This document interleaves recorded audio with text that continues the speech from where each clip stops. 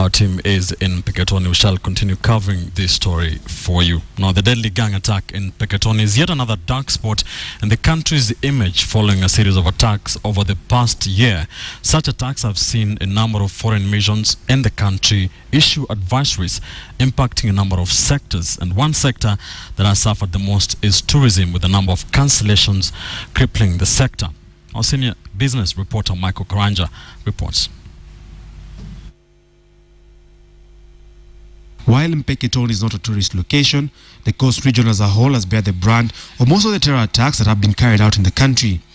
The UK Foreign Office shut down its consulate in Mombasa just days before today's attack. Most of the activities there in Peketoni are farming activities.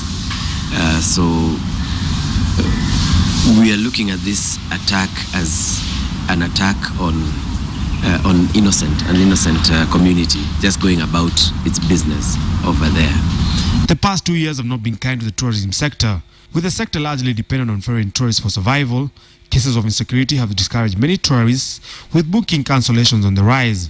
Already the sector believes it will have lost an estimated 5 billion shillings by September, and the latest attack could just add to those woes. Last year, the tourism sector recorded a 15.8% decline in arrivals, which stood at 1.5 million, while earnings dropped to 93.97 billion shillings. Players in the tourism sector are currently on a recovery program, but insist enhancing security has to be at the center of the government's agenda.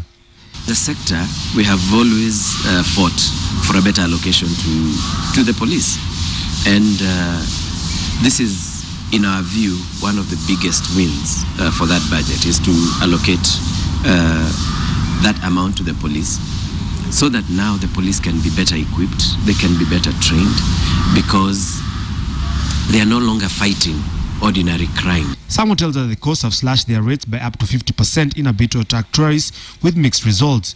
Although insecurity has to some extent limited people's movement, hotels are trying to remain open. But it's not all about tourism in Lamu. The island is set to be Kenya's second port town and a gateway into South Sudan and Ethiopia through the LAPSED project, which has been slow to implement.